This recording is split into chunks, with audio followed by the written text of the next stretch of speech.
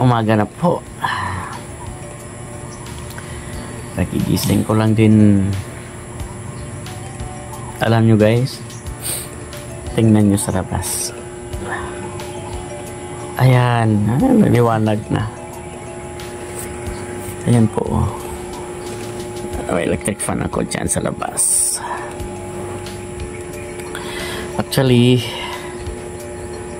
dito po kami natulog sa labas. Ito sa 3rd floor ng aking bahay. Ayun.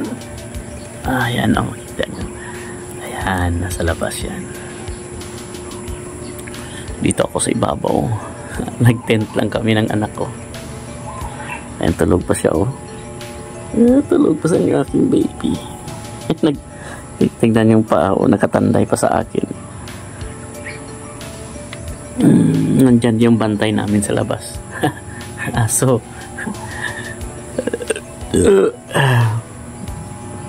Tulog na tulog ang baby. Alas 5 pa lang ng umaga. Actually yan guys, ang ano namin tent. Ayan, naka-tent kami. Ang baby na sa loob para tulog. Kasama yung aso. Andyan yung aso, bantay namin yan. Ito guys ay ang view dito sa itaas ng aking munting tahanan. Malapit na mag-sunrise. Pakita ko lang sa inyo guys.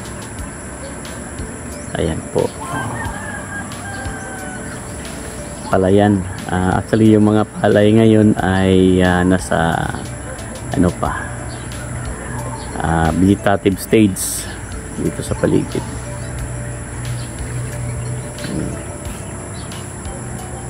Ayan. Ito yung hagdanan pababa sa 2nd floor. Ngayon, nasa 3rd floor po kami ngayon dito sa pinaka rooftop ng aming bahay. Thank you Lord sa magandang gising.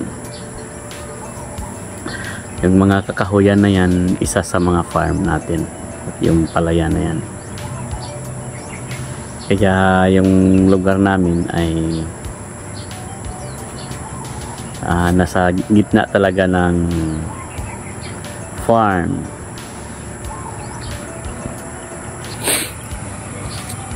Sarap gumising guys ng malamig sa umaga. Trip lang namin ng anak ko na dito matulog sa ibabaw. First time. First time lang po ito. Sinubukan lang kung maganda o hindi, pero talagang maganda guys. At sa gabi ay napakaganda din. Kaya lang hindi masyadong maganda yung kalangitan dahil maulap kagabi. Kaya hindi na ako nag-video. Okay. ano guys, sa tingin nyo? Anong sa tingin nyo dito sa lugar namin? Comment na lang po. Ito yung buhay ni Doc Germs sa kasalukuyan. Pero may gagawin ako guys. May gagawin ako na plano.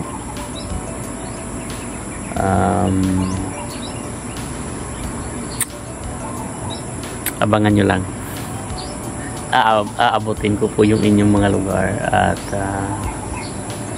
ibabahagi ko ang aking tulong. Mamimigay po ako ng libreng mga crop vaccine sa mga farmers na aking madadaanan. Yun yung plano. Pero kung kailan, di ko pa alam po kailan.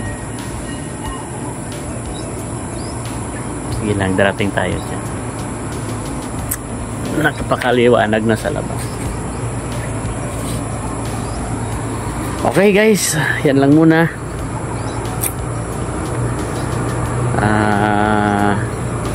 lagi lang po tayong may connection. Pwede kayo magtanong sa akin sa mga technical na aspeto ng farming, practical na farming technology. Okay, bye bye muna, bye.